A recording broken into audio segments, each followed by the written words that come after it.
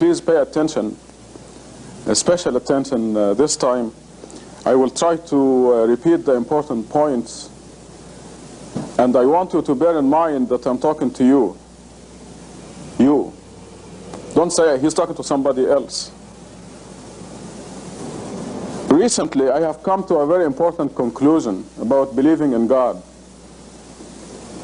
And this started in the Muslim Perspective issue of February 1987 with the title, Satan Believes in God. It dawned on me that throughout the Quran we are taught that the majority of believers in God are going to hell. In Surah 12, verse 103 says, most people, no matter what you do, will not believe. And then in 106, we're told that the majority of those who believe will go to hell. This is in Surah 12, verse 106. And then we read in Surah Al-Mu'minun, number 23, verses 84 through 90. I'm going to quote, starting at 84. Say, to whom belongs the earth and everyone in it, if you know? They will say, to God. Say, would you then take heed? Or how come you do not take heed? Say, who is the Lord of the heavens, the seven universes, the Lord with the great dominion? They will say, God. Say, how come you do not observe righteousness or do not observe God? Say, in whose hand is the kingship of everything, over everything? The one that can come to your help and does not need any help, if you know, they will say, God. Say, how come you have been bewitched, have gone astray? So, and in Surah 29, verse 61 says, if you ask them who created the heavens and the earth and committed the sun and the moon, they will say, God. And then the verse ends by asking, how come they deviated? In Surah 29, verse 63, it says, if you ask them who sends water from the sky to revive dead land, they will say, God. Say, praise be to God. How come most of them do not understand? So all these verses and many more throughout Quran tell us that people believe in God, Satan believes in God, but they are still going to hell. Now why?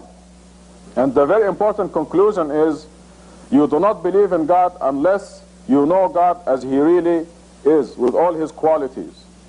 Namely, especially, that God runs everything, that God is doing everything. And this will shed a new light on our submission to God, our acceptance of whatever is happening, to you personally or in the world, to anybody, to anything, to any country. We do not believe in God unless we believe that God is running everything. And at this point, I would like to suggest a dhikr for you, something for you to do. Every day, wherever you go, when you're driving or sitting or you have nothing to do, or even if you have something to do, I want this to dominate your life, even mentally, even when you're doing something. I want you to repeat always, God is running everything. God is running everything. This is your new dhikr, our new dhikr. Because the whole world will look different to you. When anything is happening that may turn you into an objector, not a submitter, this will remind you that God is doing everything and that you are objecting. As a believer, you have no business losing your temper, for example. You're not a believer if you lose your temper. And as I said at the beginning of the khutbah, I'm talking to you.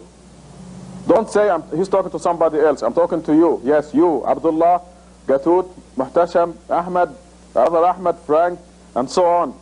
I am talking to you, every one of you. You have no business losing your temper, because this indicates you're objecting to something God is doing.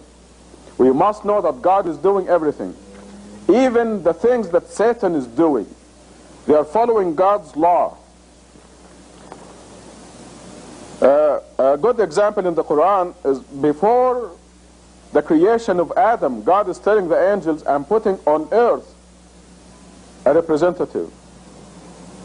Which in a nutshell says that God, of course, knew that Adam was going to be duped by Satan and will go down to earth. Because after, when Satan tricked Adam, God said, go down to earth, all of you. But this, before the creation of Adam, God is telling the angels, I'm going to place on the planet earth a representative, the human being.